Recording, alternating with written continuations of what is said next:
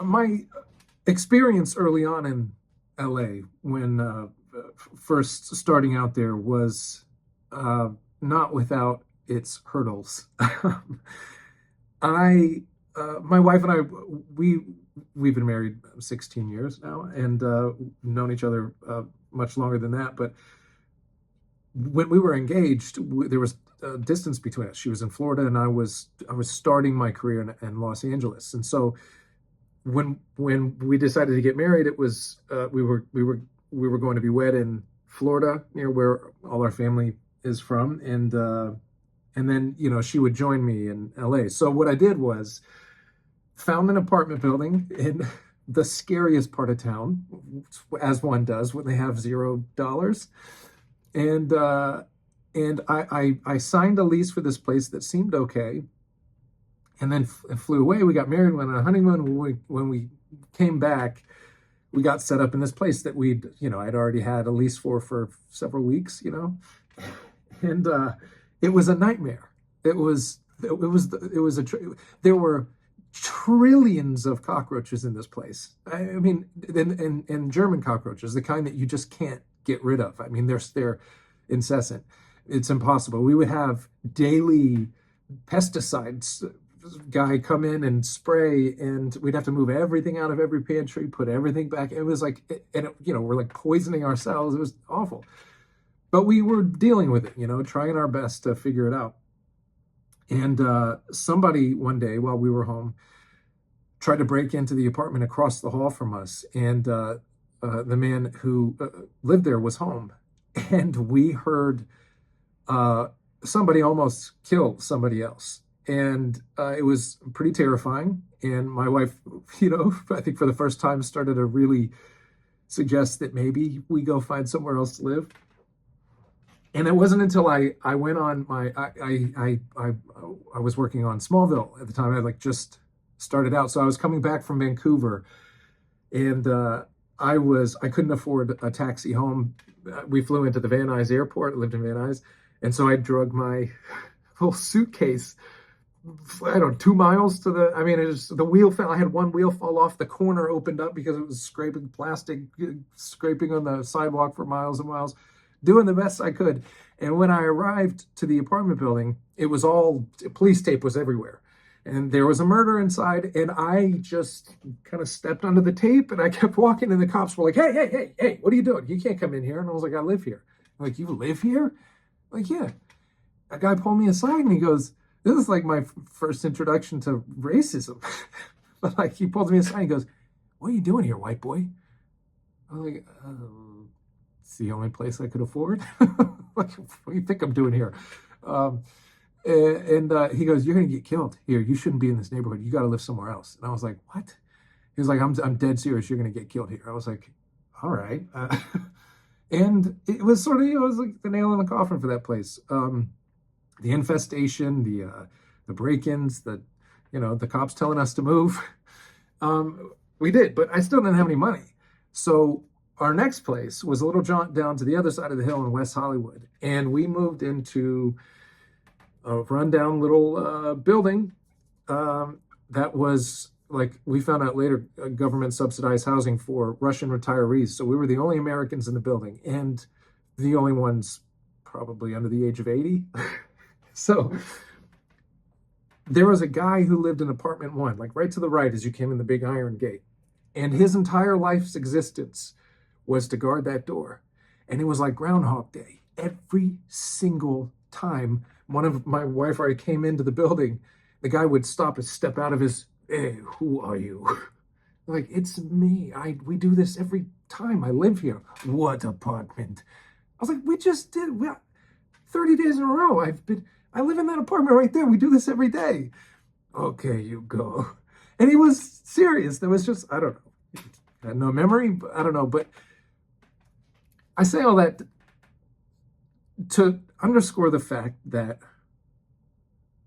when we settle down, build walls for ourselves, take possession of things in this world, we create barriers between ourselves and our neighbor.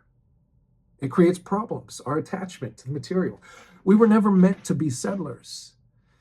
We were meant to be sojourners, to hold loosely to the things of this world. St. Augustine, in his great work on Christian doctrine, writes about things that we use. And he says this: the things we use are desirable, but our desire for them, whatever or whoever they may be, ought to be only along the lines of, and insofar as they help us to know and enjoy God. What's the true purpose of the material world that we get to enjoy and participate in? It's that we use things to further enjoy a relationship with God. Leviticus 25:23 says, "The land must not be sold permanently, because the land is mine, and you reside in my land as foreigners and strangers." Another word would be, translation would say, sojourners, travelers.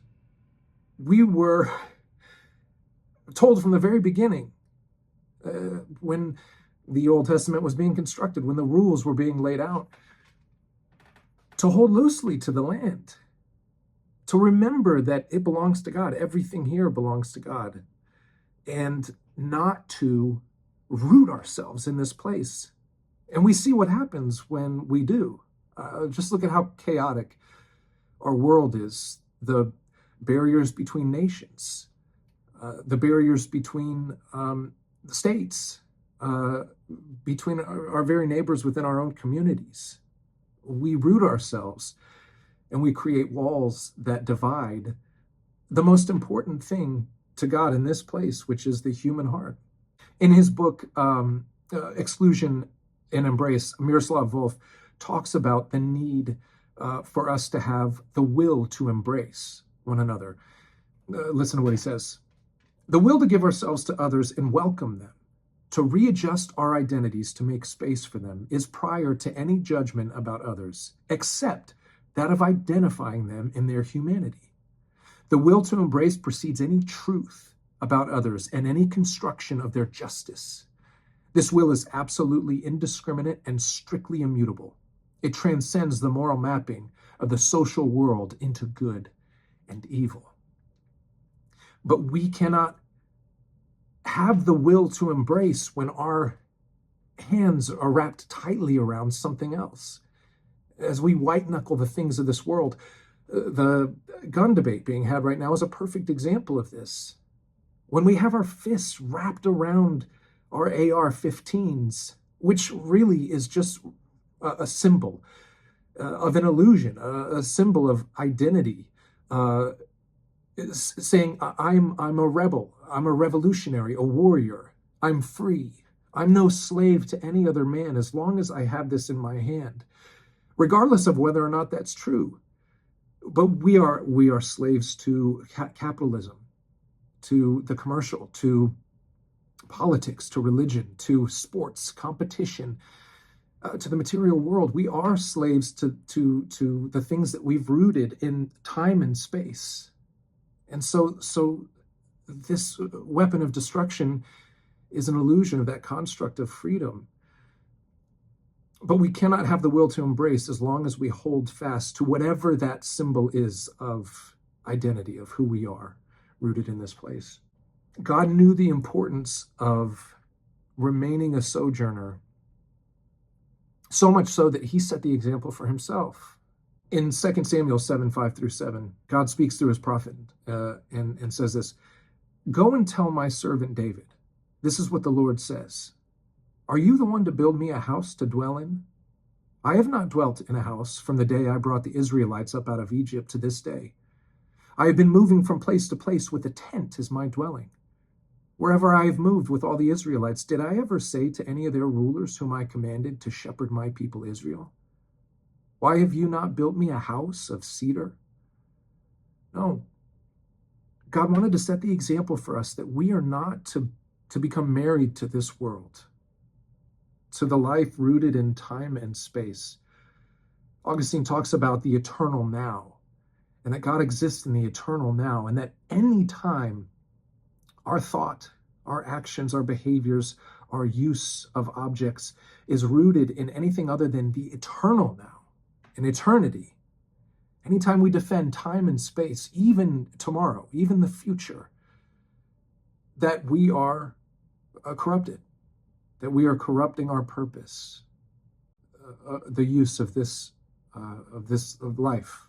I am currently on pace to have stayed in a hotel 145 days in a row. 145 days in a row this year. And those aren't the only hotel stays. That's just consecutive days in a hotel.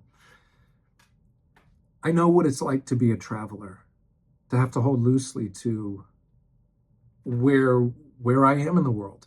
And what I find is that it truly stirs up in me a need to place my identity in something other than the place where I dwell at any one moment. My routines and traditions are ripped from me. I lean into God, into the stability that faith provides. Christ also had an identity not rooted in this place. Son of Man has no place to lay his head. He had no home. He knew austerity. He was a wanderer and a traveler, but even from his childhood, knew that his identity was not rooted in this place, but in his Father. At 12, he was teaching in the temple. His parents lost him. He said, "Why were you searching for me?" He asked, talking to his parents. "Didn't you know I had to be about my Father's business?" Some translations say in my Father's house, but about my Father's business really speaks to identity. While God still blessed Israel through the temple, met his people there, he still chooses to meet us where we are, in the identities that we have that are rooted in the now. He will still break through and meet us there. How gracious and compassionate, although he would rather us hold so loosely to this life that we rest only in him, he still meets us where we are. That gives me hope, because I know I'm not perfect, because I know I'm not good at meeting God where he is, and I need that. The Holy Spirit bridges that gap for us, that we might still have relationship in our imperfection. That gives me hope. That hope is offered to all of us. Rather a hotel than a house. Rather a tent than a temple. Rather a wooden cross than a heart of gold. Hold loosely, sojourner, and thrive.